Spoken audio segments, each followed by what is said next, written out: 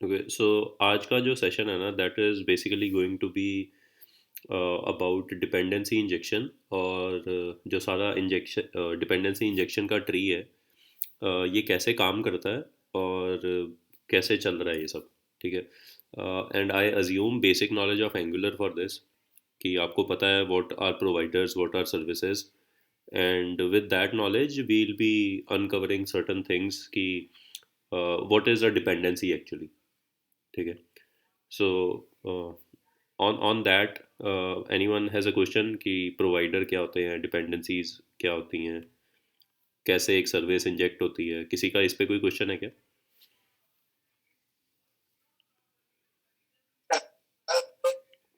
नहीं sir. Okay. So there is uh, something called injection tree inside Angular, और Angular जितनी भी dependencies resolve करती है ना, that is based on this injection tree. ठीक है। अब होता क्या है कि इंजेक्शन ट्री के अंदर जो चीज़ें इंजेक्ट की जा सकती है ना, दे कॉल इट प्रोवाइडर्स। ठीक है। Anything which is injectable is called provider. Injectables are called providers. ठीक है। So this sentence clears a lot of things. अगर हम किसी भी एक सर्विस को देखते हैं इसके अंदर, लेट्स सपोज हमने ये एक सर्विस बनाई है, टोकन सर्विस। ठीक है। सो दिस, इसके ऊपर मैंने एक डेकोरेटर लगाया कि ये एक इंजेक्टेबल है। And when I am saying that this is an injectable, this means that this class is going to be a provider. ठीक है। अब इसको कैसे प्रोवाइडर कैसे बोलते हैं? हम उस मॉड्यूल में चलते हैं जहाँ पे ये सर्विस रजिस्टर्ड है। सो it is registered inside app module, और ऐप मॉड्यूल में इसका जो रेफरेंस है ना, वो प्रोवाइडर्स एरे में है। So this means anything which can be injected has to live inside the providers array. ठीक है। अब वो प्रोवाइडर्स एरे मॉड्यूल की भी हो सकती है, कंपोनेंट की भी हो सकती है, डायरेक्टिव की भी हो सकती है। Currently we have not talked of local providers like providers inside directives or components. All we have talked of is providers in a module. तो अभी तक हमने अपनी जितनी भी सर्विसेज थी उनको प्रोवाइड या रजिस्टर किया था मॉड्यूल लेवल पे। ठीक है। अब प्रोवाइड करने के लिए हमने इनिशियली डिस्कस करा था कि आप या तो सीधा सीधा इस क्लास के नाम को प्रोवाइडर्स में रजिस्टर कर सकते हो। That would be something like token interceptor. Okay, this is one way to do this. The other way is कि आप एक इंजेक्शन टोकन बना लेते हो और उस टोकन के अगेंस्ट किसी क्लास को रजिस्टर कर देते हो। एंड जब कोई इस इंजेक्शन टोकन को इंजेक्ट करता है, then that guy gets the instance of this class. So I'll write down a few things, important terms here. Injection token, this is a class. Okay. uh, Injecting non class providers. ठीक है। And then hierarchy, uh, जिसकी मुझे spelling नहीं पता है। HIERARCHY हाँ, thanks. HIER, ARCHY हाँ thank you. Hierarchy of, ARCHY। अरे चलो जो भी है तुम्हें आता है ना। Yes sir. ठीक है। Hierarchy of injectors. तो ये वो तीन चीज़ें हैं जिसके बारे में हम अभी डिस्कस करने वाले हैं। तो सबसे पहली जो चीज़ है ना, that is platform level providers. ठीक है। So if you have happen to see the main dot T S file, तो यहाँ पे क्या हो रहा है, प्रोवाइड प्लेटफॉर्म ब्राउज़र डायनामिक। और अगर इस फंक्शन का मैं आर्ग्यूमेंट्स देख रहा हूँ ना, so these are some static providers. ठीक है। कुछ extra providers, those are static, ये डायनामिक नहीं है। इनकी वैल्यूज़ हमें अपफ्रंट पता होनी चाहिए। ठीक है। So these are platform level providers, जिसका मतलब है कि ये थ्रू आउट एप्लीकेशन सब जगह अवेलेबल रहते हैं। सो if I talk of that hierarchy, तो उसके अंदर हायरार्की के जो ट्री है ना, उसका पेरेंट जो है दैट इज प्लेटफॉर्म इंजेक्टर्स। तो जो सबसे ऊपर आते हैं हायरार्की में, दोज आर प्लेटफॉर्म इंजेक्टर्स। उसके नीचे जो आते हैं, those are root providers. Actually मैं platform providers would be a better term. Then root providers, then module level providers, and then component or directive level providers. इसके अलावा भी एक चीज़ होती है जिसको हम बोलते हैं view providers, but we are not going to discuss view providers right now. I will just write the term so that you are aware of that. Okay, so this is the hierarchy of providers in an Angular application. ये सारी application में available है। These have to be static providers.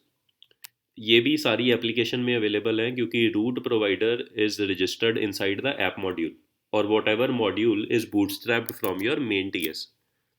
ये जिस module को bootstrap किया ना, ये कुछ भी हो सकता था, जरूरी नहीं है ऐप मॉड्यूल ही हो। जो भी मॉड्यूल यहाँ पे होगा ना, that is the root of the tree. ठीक है। और उसके ऊपर जो प्रोवाइडर्स मैं रजिस्टर करता हूँ ना, they are called root providers.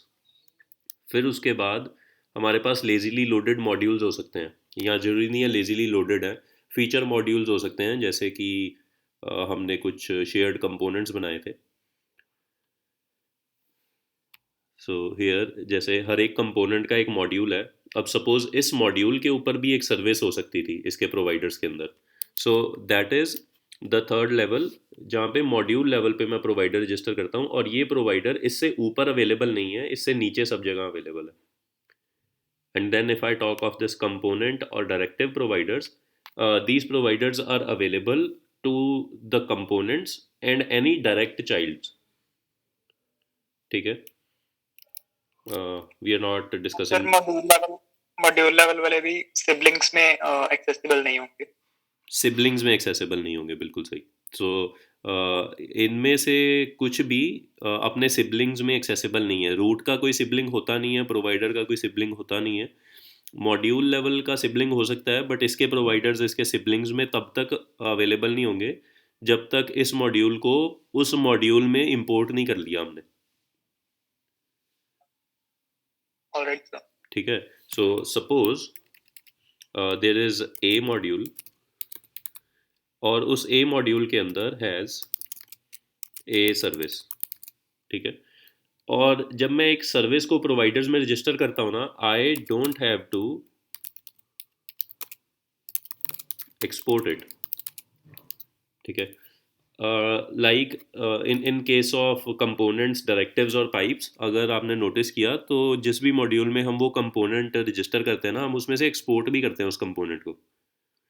But this is not the case with providers. Providers जहाँ पे रजिस्टर हो जाते हैं ना, उससे नीचे सब जगह अवेलेबल हो जाते हैं अपने आप, उसको रजिस्टर एक्सपोर्ट नहीं करना पड़ता। ठीक है। So now suppose A module has a service, so I don't have to export it. I just have to register it inside the providers array, and then it has a sibling module, B module। ठीक है, ये दोनों same level पे हैं। तो A service won't be by default accessible inside B module जब तक मैं B मॉड्यूल की डेफिनेशन में जाके उसके इंपोर्ट्स सेक्शन में A मॉड्यूल नहीं डाल देता। And import section is this one, जहाँ पे अभी मैं कॉमन मॉड्यूल को इंपोर्ट कर रहा हूँ। ठीक है। इसी तरह से अगर मैं डैशबोर्ड मॉड्यूल में जाता हूँ, तो वहाँ पे हमने अलग अलग कंपोनेंट मॉड्यूल्स किए थे import, my if module, stream select module. तो इस तरह से ये फीचर मॉड्यूल्स हैं जिनको जब मैं इस मॉड्यूल में रजिस्टर कर लेता हूँ, so I get all the services which are registered here. And another thing which I get is all the exported declarations from this module, I get them here. यहाँ तक सब क्लियर है?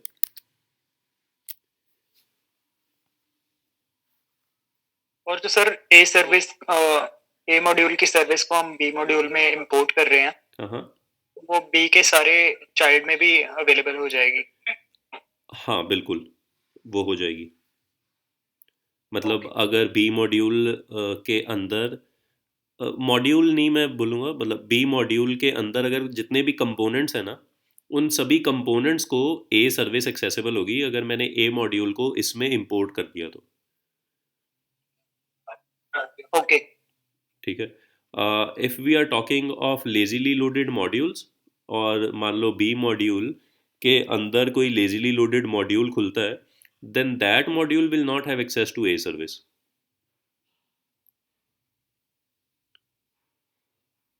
Why sir?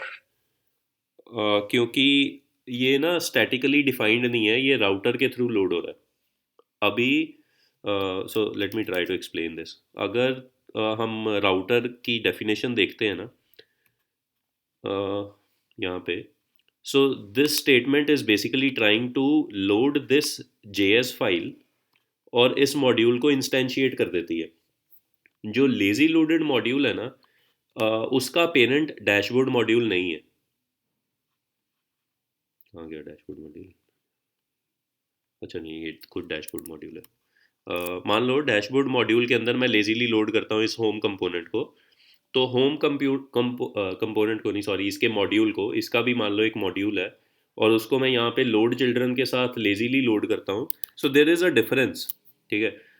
And what the difference is, अगर मैं dashboard module में देखता हूँ और मैं यहाँ पे देख रहा हूँ, मैंने router module, stream select module, इन सभी को इसमें इंपोर्ट सेक्शन में लिखा हुआ है। जब मैं इसको लिख रहा हूँ ना, तो टॉप पे मैंने उसके लिए एक इंपोर्ट स्टेटमेंट भी लगाई हुई है। ठीक है। दिस मीन्स कि एंगुलर के लिए जब उसको ये मॉड्यूल क्रिएट करना है ना, तो सॉरी, तो उसको ये मॉड्यूल्स भी चाहिए। इसका मतलब ये हुआ कि जो बिल्ट कोड होगा ना, उसके अंदर डैशबोर्ड मॉड्यूल की डेफिनेशन के अंदर ये मॉड्यूल भी होगा, ये मॉड्यूल भी होगा, जो कि मैंने यहाँ पे स्टैटिकली इंपोर्ट कर रखे हैं ना, वो सारे इसके अंदर अवेलेबल होंगे। But if I talk of the lazy loaded modules, तो अगर मैं यहाँ जाता हूँ, so this module, dashboard module, is not at all included in the definition of app module.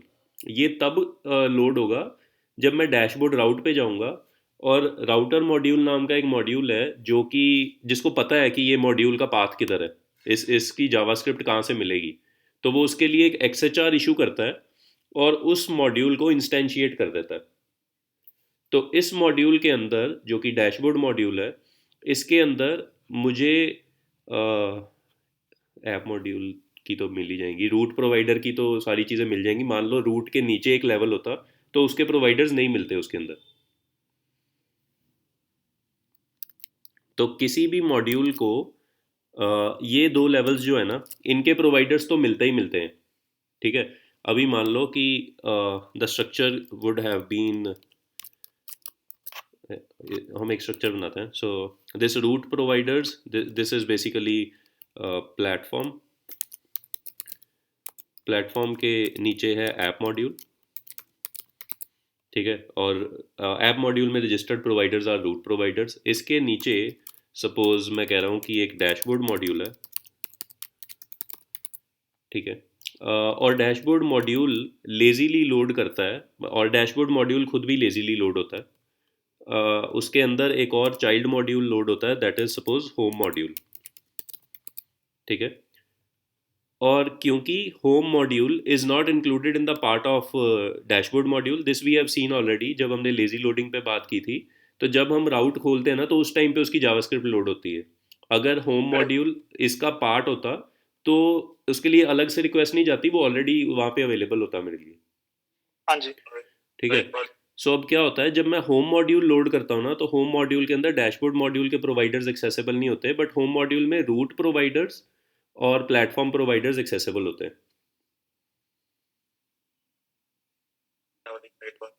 Okay sir. ठीक है। राइट। सो मीन्स कि वो जो भी चीजें लेजीली लोड हो रही हैं वो बाद में आई हैं एक हिसाब से, हाँ, तो इसलिए वो प्रोवाइडर्स को या सर्विसेज को एक्सेस नहीं कर पाएंगी। बिल्कुल। और जो डिपेंडेंसी रेजोल्यूशन है ना, वो कैसे होती है? Angular first of all tries to resolve a dependency on the current level.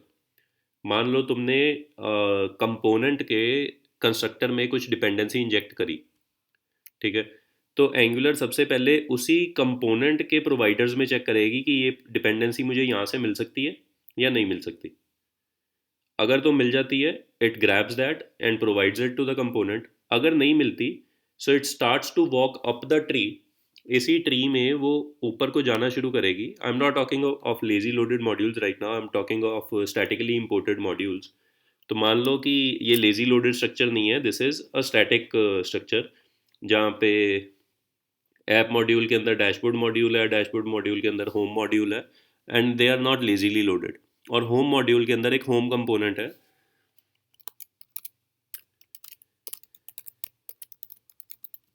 CMPO home component, and this home component requires a service, suppose some service,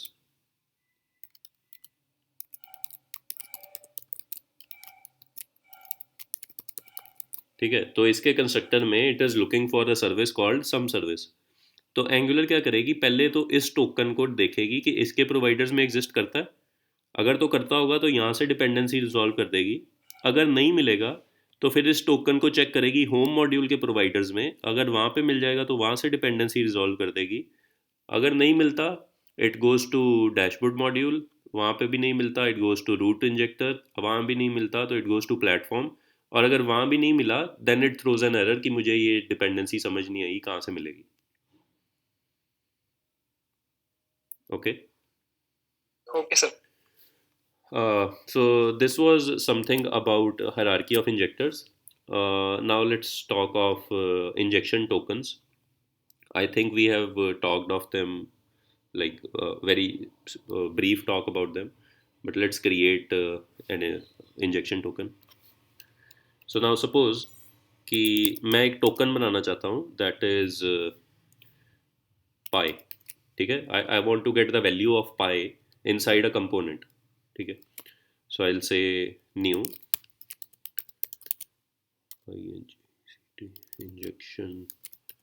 injection token, and the name of the injection token is suppose pi, and it is going to be a number,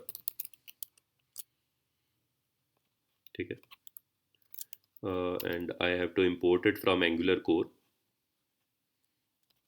ठीक है। Quotes replace, okay.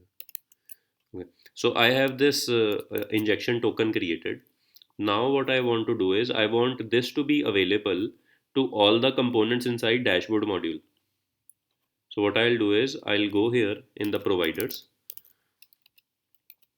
ठीक है। providers takes an array, और उसके अंदर अभी जो पाई है उसकी क्लास कोई नहीं है, ठीक है। कोई क्लास यहाँ पे एग्जिस्ट नहीं करती है जिसको मैं वहाँ पे डाल दूँ तो उसका इंस्टेंस मिल जाएगा। So this is an injection token which has to be imported using that custom syntax where I'll define three properties: pi, oh sorry, provide. For provide I have to specify कि क्या token होगा जो user inject करेगा, ठीक है। And then I'll say use value. तो यहाँ पे यूज़ के लिए मेरे पास दो तीन ऑप्शंस हैं। I can use a class, I can use existing dependency which already exist, I can use a factory function, or I can use a value. So currently I am going to use this value. Okay. And I don't remember, it's I suppose 3.17, something like that. 1.4. Okay, 1.4. So this is the value of pi which is now available in all of these components. ठीक है। So let's go inside the home component. ठीक है। I am not doing it inside dashboard. I want to do it inside home component. और इसके constructor के अंदर अगर आप इस इंजेक्शन को देख रहे हो, so this is a shorthand. The actual thing which it gets translated to is there is a decorator called at inject.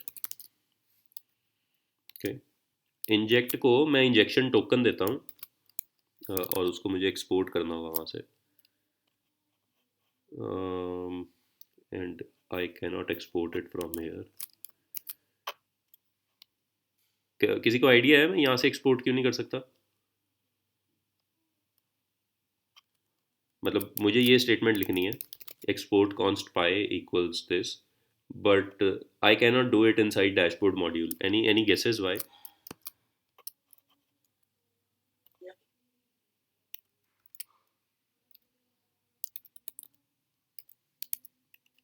Anyone?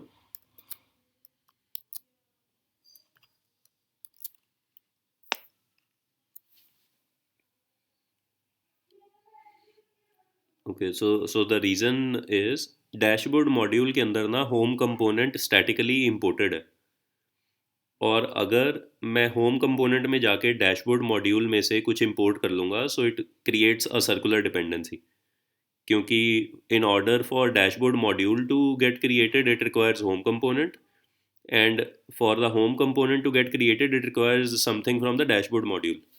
So the dependency is never going to be resolved and it is called circular dependency. So in order to avoid that circular dependency, I'm extracting this token into a separate file. Sir ये repeat कर दो एक बार. हाँ, एक second, let me write it first. So अगर मैं इस token को यहाँ पे डिक्लेयर करता हूँ and then in order to access it I have to go inside this dashboard module, और यहाँ पे मैं पाई को इंपोर्ट कर सकता हूँ. So it is going to be from this file. Okay, अभी क्या हो रहा है कि डैशबोर्ड मॉड्यूल के बनने के लिए ना एक पाई नाम का टोकन चाहिए which is coming from this Pie dot token. Okay, and this dashboard module is also importing home component. तो अब जब भी कोई मॉड्यूल किसी चीज़ को इम्पोर्ट करता है ना, दैट मीन्स कि even before anything like all of this gets executed, the build system first of all grabs all of these things, create like loads their definition, इनकी definition load करेगा और फिर इस class को load करेगा. ठीक है, तो इसका मतलब क्या है कि डैशबोर्ड मॉड्यूल तभी बन सकता है जब होम कंपोनेंट लोड हो चुका है, राइट? क्योंकि ये इसकी डिपेंडेंसी है, सो इसके बिना तो डैशबोर्ड मॉड्यूल बन नहीं सकता. और अभी क्या हुआ कि अगर मैं मान लो होम कंपोनेंट में जाके एक स्टेटमेंट लिख देता, like instead of this suppose I right this statement, अगर मैं ये स्टेटमेंट यहाँ पे लिख देता हूँ और फिर मैं होम कंपोनेंट में जाता हूँ और पाई को वहाँ से इंपोर्ट करता हूँ. सो आई हैव टू से इंपोर्ट फ्रॉम डैशबोर्ड मॉड्यूल.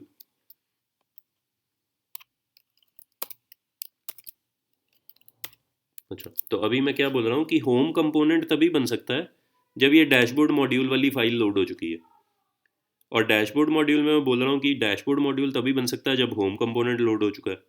सो दोनों की एक दूसरे पे डिपेंडेंसी है that creates a circular dependency which cannot be resolve. So the way to break this chain is इस कॉमन चीज़ को एक अलग फाइल में डाल दें. Okay, so I have to import it from a separate file and remove this thing. Okay, and then import. Did I make that thing clear? Yes sir.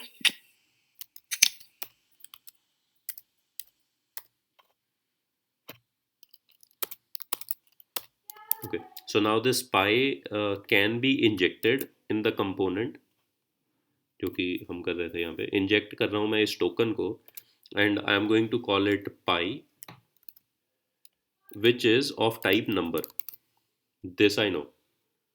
ठीक है, सो अब यहाँ पे जो इंटरेस्टिंग चीज़ है वो ये है कि इस पाई की जो टाइप है that is number. So this brings us to a very important distinction कि एंगुलर जब किसी चीज़ को इंजेक्ट करती है ना, it is not looking for the type of the variable, right? क्योंकि जब ये कोड कंपाइल होता है ना, this is not what gets compiled.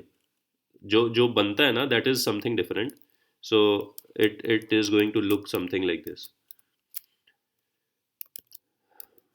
So it is going to look like inject this token. I want to inject this token and put it inside this variable HTTP and then only for the development purposes मैं यहाँ पे इसकी type specify कर रहा हूँ ताकि मुझे intelligence मिल जाए. अगर मैं यहाँ पे कुछ नहीं लिखता हूँ और एनी लिख देता हूँ, even then it is going to give me an instance of HTTP client.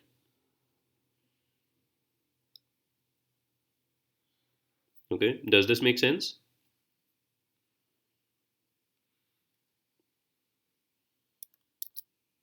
Anyone has a question?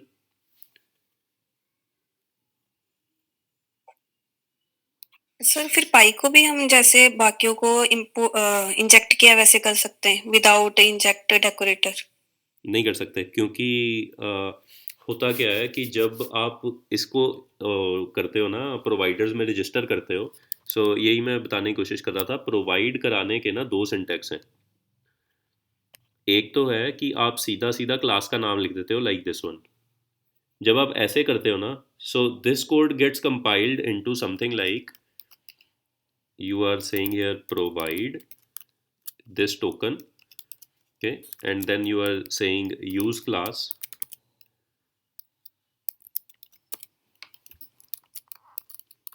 So this is what it gets compiled into. जब आप सिंपली प्रोवाइडर्स में जाके एक क्लास का नाम लिख देते हो, so it gets compiled into this thing. And that is why अब जब आप इस टोकन को इंजेक्ट करोगे, सो बेसिकली दोनों जगह पे थोड़ा वो है. जो आप प्रोवाइडर्स में रजिस्टर करते हो that is converted into this statement, और जो आप कंस्ट्रक्टर के अंदर इंजेक्ट करते हो that is converted into this inject decorator. तो यहाँ पे ये जो टोकन है ना, this is the same which is registered as a provider. This is the provider actually. और प्रोवाइडर्स के अंदर आप इंटरफेसेस कभी नहीं लिख सकते हो. एनीवन हैज अ गेस कि क्यों इंटरफेसेस नहीं लिख सकते?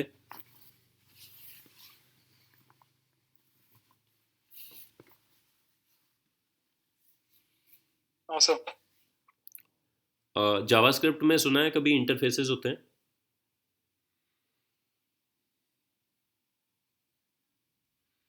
नहीं sir. And that is the reason क्योंकि ये कोड अभी टाइपस्क्रिप्ट है, but what it is going to be compiled into is JavaScript. और जावास्क्रिप्ट में इंटरफेसेस होते नहीं हैं, इसलिए आप इंटरफेसेस को एज टोकन नहीं कर सकते प्रोवाइड. क्योंकि जब कोड कंपाइल हो जाएगा ना, ऑल द इंस्टेंसेस जहाँ पे आप इंटरफेसेस यूज़ कर रहे हो they are going to be removed.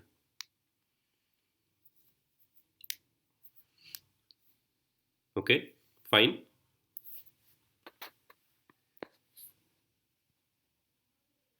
Any questions?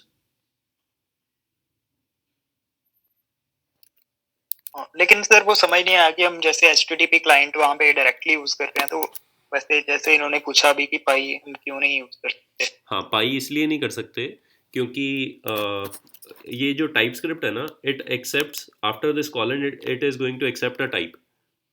ठीक है, and this pi capital P and I this is not a type. अगर मैं ऐसा लिखूंगा it is going to, TypeScript is going to complain कि pi is not recognized as a type. अगर मैं ऐसा लिखता हूँ, so it is saying pi refers to a value but is being used as a type here. Did you mean type of something? ऐसा कुछ चाह रहे हो क्या? This pi is not a type, it is a value. अगर इसकी definition देखते हैं, so it is a constant, right? This has been created like a constant और ये इस class का object है. ठीक है? So क्योंकि ये एक value है, it cannot be used as a type. This is TypeScript complaining for this thing. Okay sir.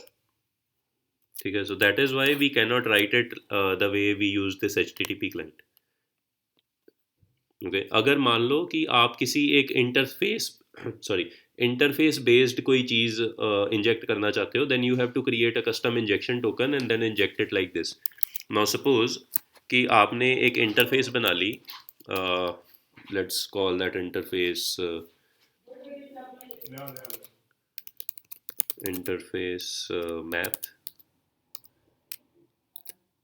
Math functions. ठीक है, और इसके अंदर मैं कह रहा हूँ कि एक फंक्शन है that is called square which takes a number and then returns a number. ठीक है. And there are other functions also like add है and subtract भी है. ठीक है. So now suppose I am saying कि एक इंटरफेस है मैथ फंक्शंस और इसके अंदर ये सब चीज़ें हैं. ठीक है. नाउ सपोज कि मैं इसकी एक कंक्रीट इम्प्लीमेंटेशन इंजेक्ट करना चाहता हूँ. ठीक है. There are two ways I can do this. One way is I can create a class my math functions which implements this interface. Okay. And since it implements this interface, so इसके अंदर वो सारे methods होंगे and इनकी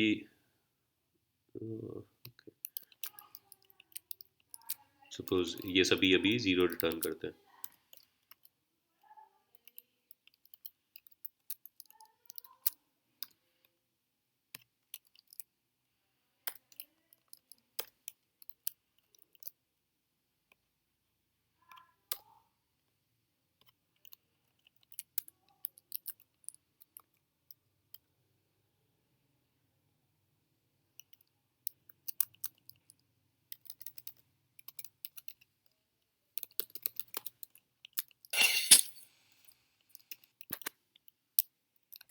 Okay.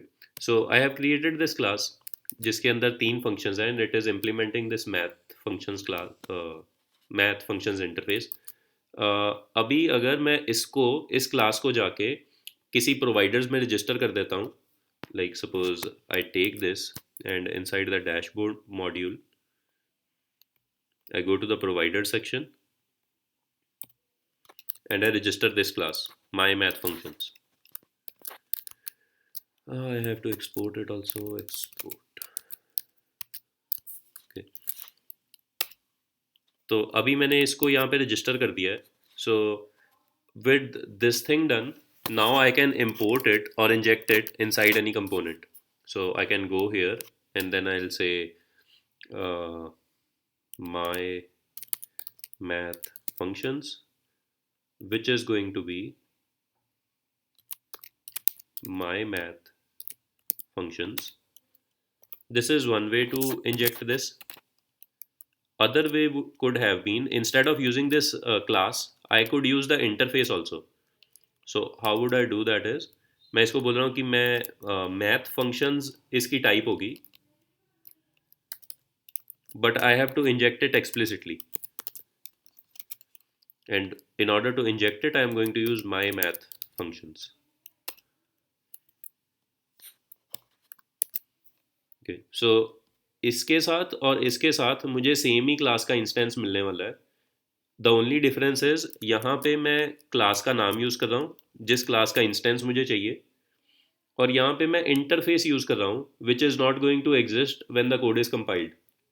But and since this is not going to exist after the code is compiled, I have to tell Angular in some way कि यहाँ पे मुझे चाहिए क्या. तो I have to define that class which is going to be there after the code gets compiled. तो मैं उसको बोल रहा हूँ ये टोकन होगा, इसको इंजेक्ट कर देना. ठीक है. और ये वही टोकन है जिसके साथ मैंने इसको रजिस्टर किया.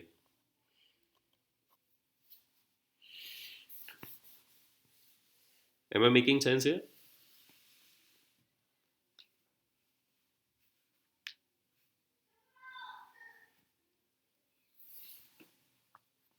ऊपर से जा रहा है क्या? थोड़ा बहुत सर. Okay, चलो let's talk of another thing. So this is like injection tokens. Then we talked of non-class providers, जैसे कि interfaces के साथ करना है मुझे या constant values मुझे inject करनी है. Then I can use injection tokens, and based on those injection tokens, I can inject them. This is that the reference to the pi constant. This one. Sir जो injection token है वो हम dynamically service inject करने के लिए भी use कर सकते हैं कुछ ऐसे. हाँ बिल्कुल कर सकते हैं ना. मान लो कि आप कुछ ऐसा इम्प्लीमेंट करना चाहते हो कि रन टाइम पे पता चलेगा कि मेरा वो क्या है, इंस्टेंस क्या है क्लास का. So let's create like before we create, I you have already used it if I go to the app module, तो वहाँ पे हमने ऑलरेडी एक टोकन HTTP इंटरसेप्टर्स को इंजेक्ट करा हुआ है, एंड उसके अंदर हमने बताया हुआ है कि इसके लिए क्लास कौन सी यूज़ करनी है। दिस बेसिकली मीन्स कि ये क्लास एक इंटरफेस इम्प्लीमेंट करती होगी, और ये HTTP इंटरसेप्टर्स की जो टाइप होगी that is also that same interface. और जब मैं इसको इंजेक्ट करूँगा ना, तो रन टाइम पे पता चलेगा मुझे क्लास कौन सी मिलनी है। Okay, let's create one on our own.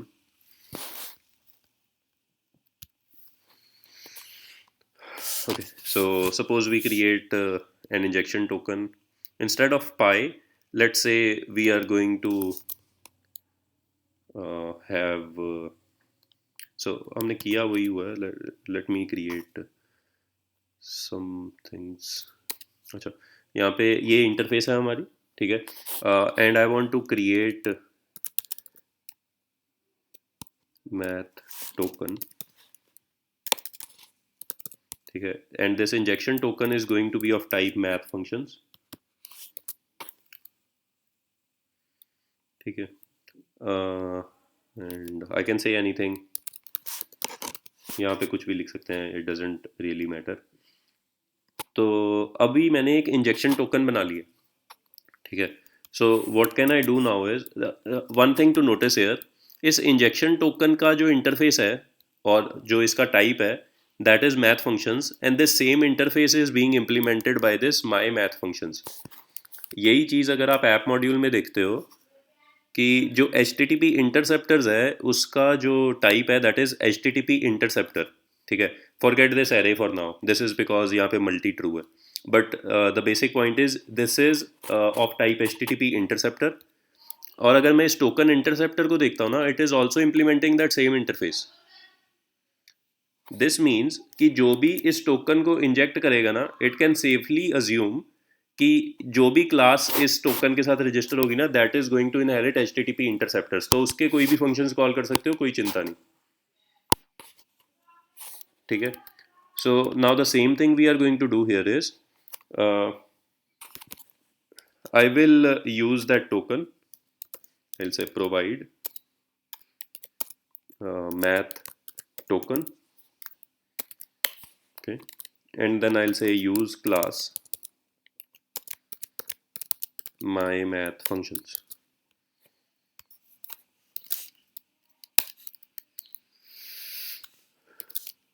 इसको क्या होगा,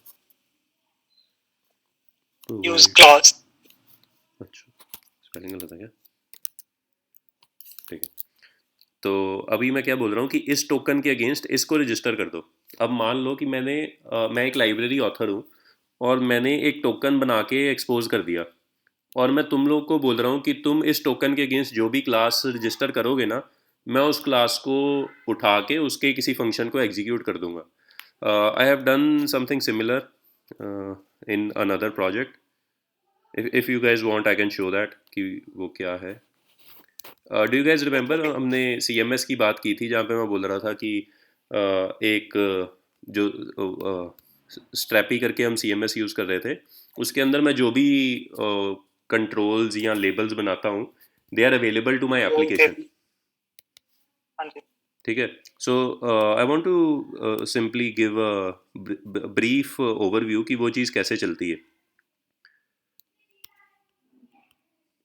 Okay, so inside this UI folder there is this ngx configurable material, ये एक लाइब्रेरी लिखी है हमने, ठीक है।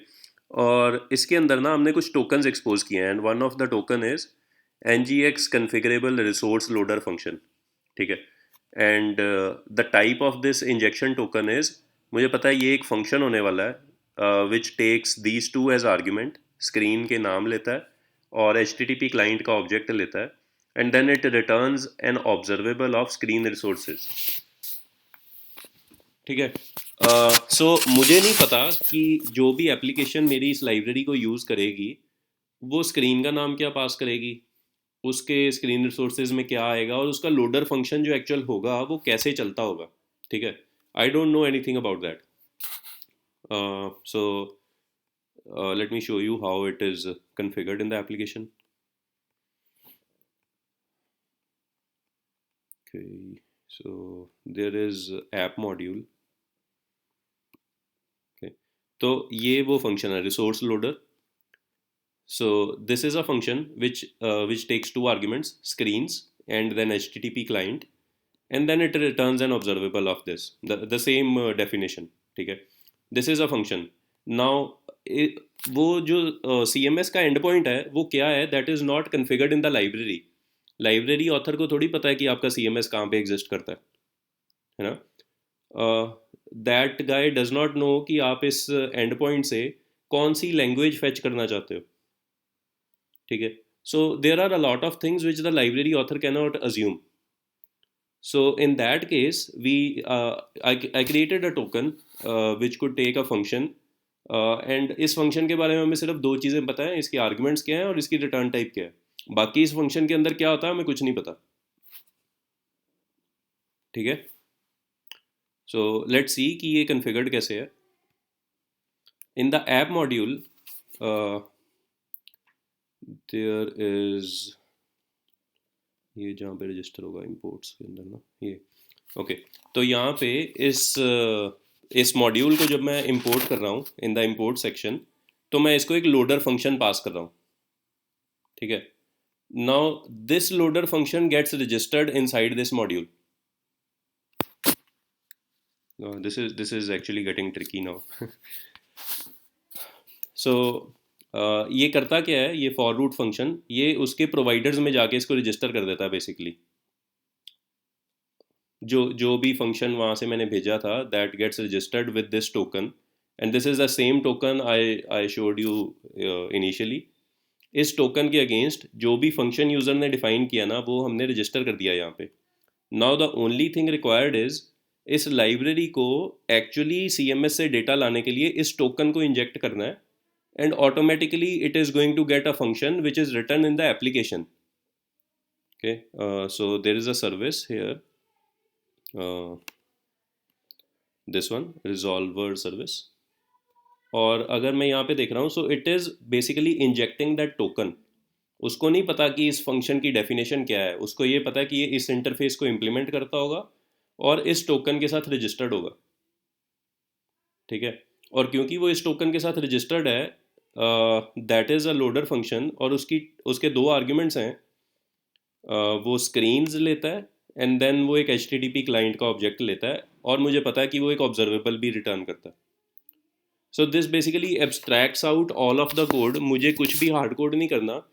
Application which is using this library can define its own loader function. वो उसके अंदर कुछ भी करे, फ़र्क नहीं पड़ता. और this is the advantage of this loader function, and the same thing which Angular guys have also done.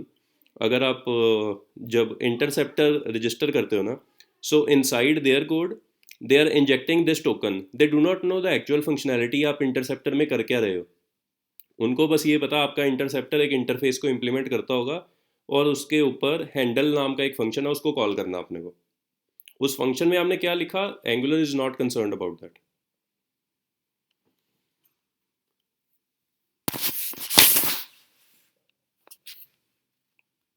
Okay, so I'm not sure कि कितना समझ लगा, but if you guys have any questions, you can ask.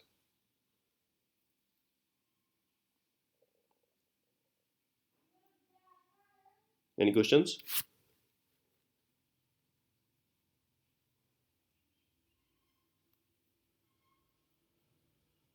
Sir अभी जो हमने interceptor वाला किया उसको अगर इस सिनारियो में इम्प्लीमेंट करें, जैसे हमने प्रोवाइड HTTP इंटरसेप्टर दिया और यूज क्लास टोकन इंटरसेप्टर दिया, तो कैसे वर्क करेगा वो? ओके, तो अभी हमने यहाँ पे एक टोकन बनाया था, दैट वाज मैथ टोकन, और हमने इसको यूज़ किया यहाँ पे डैशबोर्ड मॉड्यूल के अंदर. So we have with this token we have registered this class. और अभी जब मैं इस मैथ टोकन को किसी भी कंपोनेंट के अंदर इंजेक्ट करूँगा, so I will get the instance of this my math functions class. So if I go inside my home component, और अगर मैं इस स्टेटमेंट को हटा देता हूँ and I basically inject that token math token, जो कि एक इंजेक्शन टोकन है। जब मैं इसको इंजेक्ट करता हूँ, I know it is going to be of this interface math functions which is an interface. तो मुझे पता है यहाँ पे जो इंस्टेंस मिलेगा ना, that is going to be of type my math functions, क्योंकि वो क्लास रजिस्टर्ड है इस टोकन के साथ, और ये टोकन और वो क्लास इस इंटरफेस को इम्प्लीमेंट करते हैं।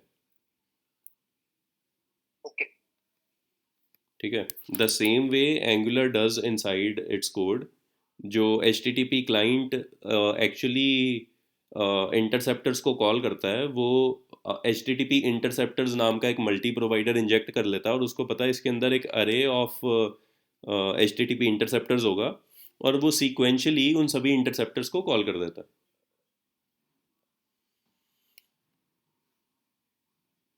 Make sense? Yes sir okay, so this is it for today. अगर आपके कुछ क्वेश्चंस हैं, सो आई वुड हाईली इनकरेज कि आप इस वीडियो को कम से कम एक बार और देख लेना, so that if you have any questions, so we can discuss on them. Otherwise, like, it's all fine from my side.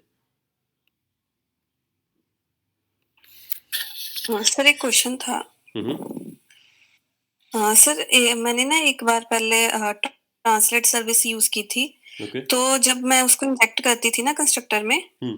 तो ईएस लिंट का एरर आता था, मतलब प्रोवाइडर्स का जो एरर आता है वो कुछ कांट रिजॉल्व ऑल पैरामीटर्स वाला। तो जब मैं एट डेट इंजेक्ट करके उस सर्विस का नाम ऐसे लिखती थी, तो फिर वो एरर मतलब रिमूव हो जाता था अपने आप। Okay, I cannot comment on this. उसके लिए कोड जब देखना इसको पड़ेगा।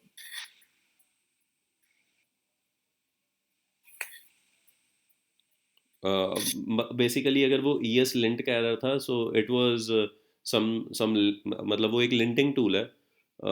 It was suggesting you something which the way it should be return, but जरूरी नहीं है कि जो आप लिख रहे थे वो गलत ही था, unless it was not working at all. हाँ जी, सो ईएस लिंट का ही एरर था वो। जब वो उसको रिमूव कर दिया तो चल गया फिर वो।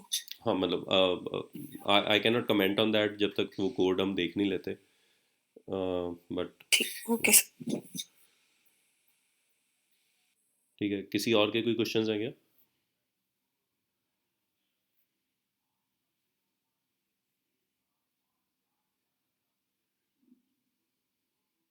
No? Okay, no so sir all good for today yeah, so it was nice talking to you all. Maybe from tomorrow we'll diverge from Angular to Node.js, because it's been a lot of time, और basic concepts जितने भी हैं we have covered all of those. If you guys feel कि कुछ Angular के अंदर कोई चीज़ ऐसी है जो छूट गई है, so we can definitely go to it, but like I feel all the basic concepts are done, so we can now move to Node.js.